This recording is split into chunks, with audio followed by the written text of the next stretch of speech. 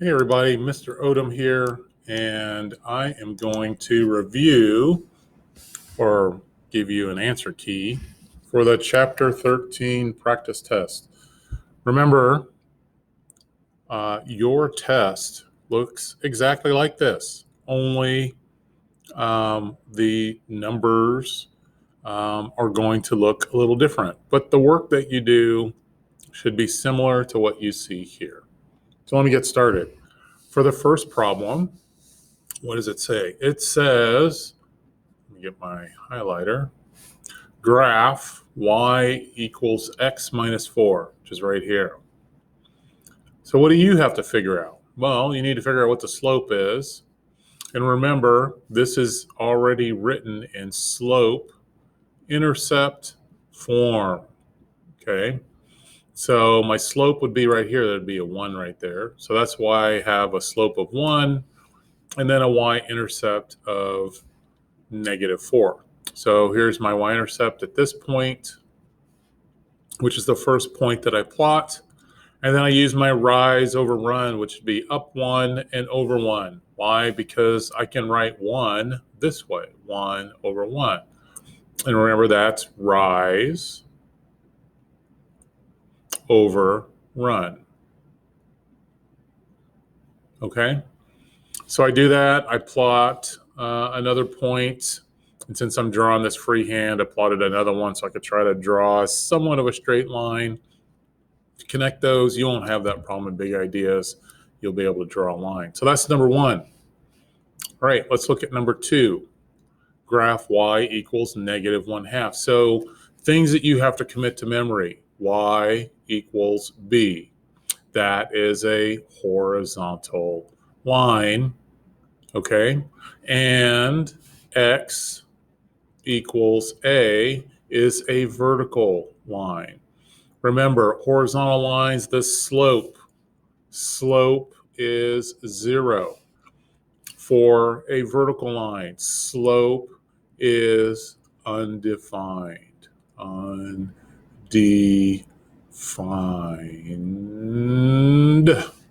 All right.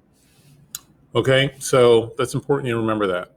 So y equals -1/2, b, here it is, y equals -1/2. So b is the slope, b is the y-intercept. So the point 0, -1/2 is on this horizontal line. So I plot that line, I plot that point, and then I just draw a horizontal line through it, and I'm good. All right. Number 4, find the slope. Notice the formula that I'm using for slope, right? The slope equals y sub 2 minus y sub 1 divided by x sub 2 minus x sub 1. And how do you determine what's y sub 1 and x sub 1 and y sub 2 and x sub 2? You can pick either point. So in this case, my x sub 2 and my y sub 2, I used that point. And my x sub 1 and my y sub 1, I used that point. Actually, I should probably use different highlighting colors.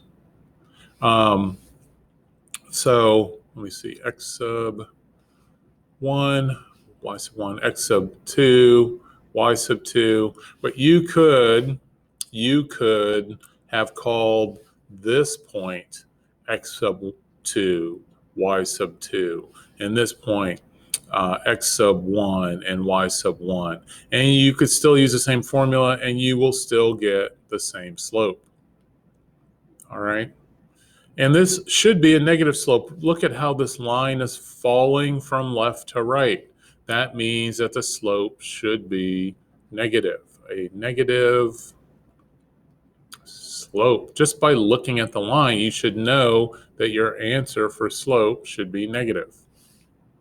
What about number 4? Okay, it's a horizontal line, right? So the slope of a horizontal line is 0, but I went through and used the formula anyway just to prove it to you. Okay, but on your test, you see a horizontal line, you think slope is 0. But this proves it. My numerator, 0 minus 0, gives me 0 in the numerator. And it looks like 13 in the denominator. 0 divided by 13 is 0. All right, let's move on. Number 5, the number y of cups of flour. So this tells you what the y values represent. They represent cups of flour. So make sure you read the problem slowly, carefully, and make sure you understand what x and y mean in the problem that you're reading. So that way, these numbers on the y-axis, when you look at them, you're thinking, oh, okay, those are cups of flour. Okay. X represents the number of loaves of bread. So each one of these values represents loaves of bread. So understand what those numbers on the x and y axes mean.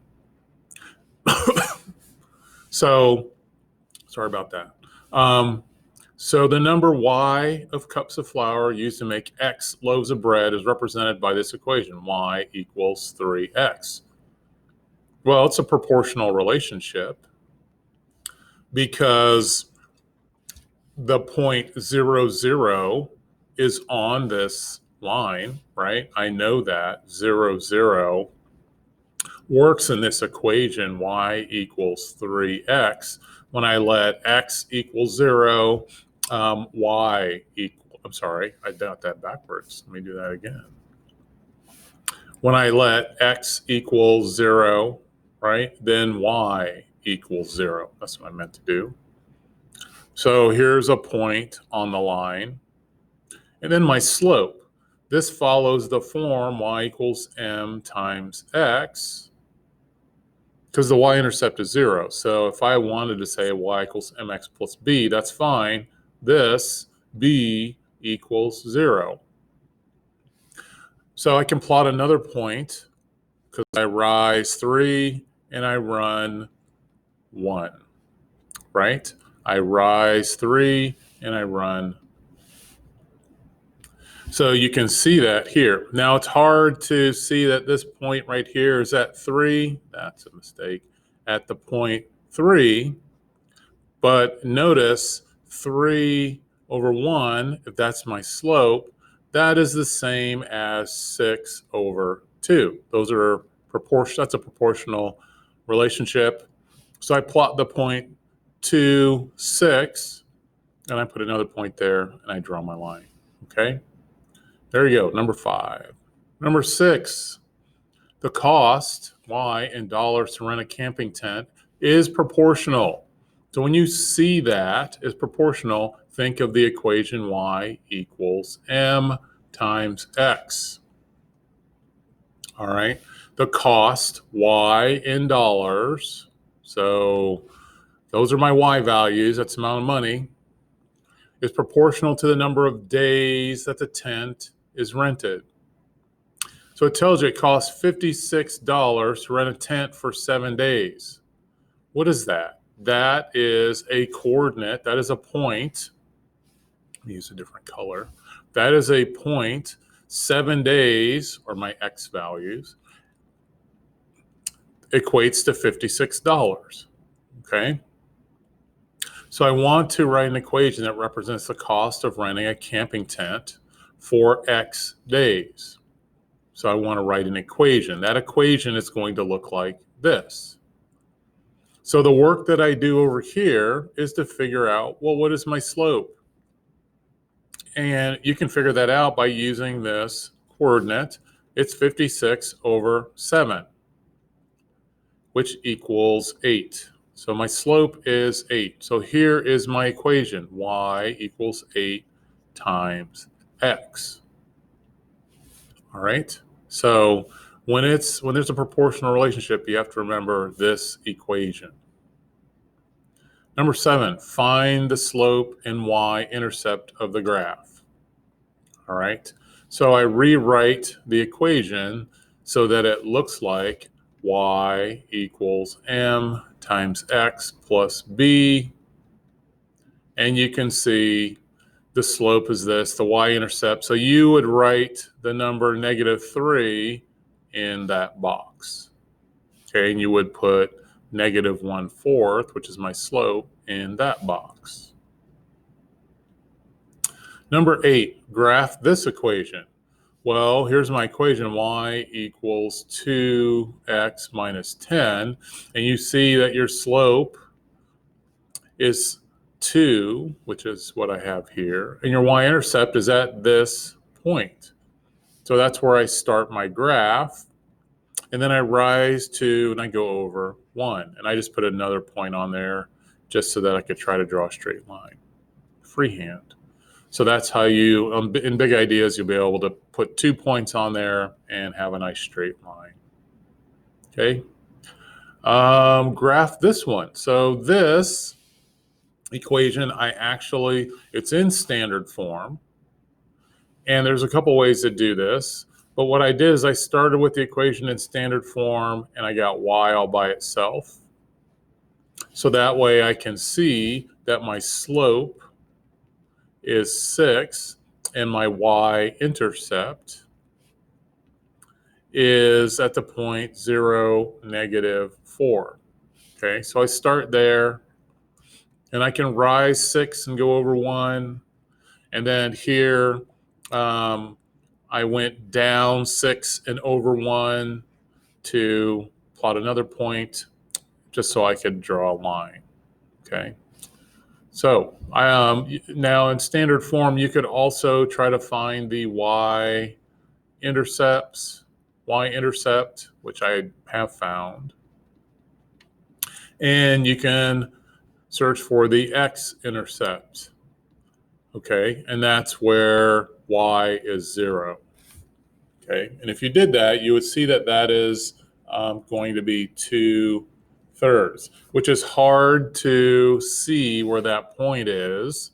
That should be 2/3 right there, but it's hard to see that. Okay, so it's okay to write the equation in slope-intercept form. A lot of times it's easier to graph it. So it's up to you on how you want to do it. All right, write an equation of the line that passes through these points. So remember the process. The step 1 is here, find m. Step 2 is write the equation in point slope form, which I do right here. And then step 3 is get y by itself and write the equation in slope intercept form. All right, and so you would take this 3x plus 4 and put it in the box. So I'm going to stop here. That's the first 10 problems, and I'll make another video that covers the next 10 problems. So it's Mr. Odom, and I'm getting out so I can make another video. Bye.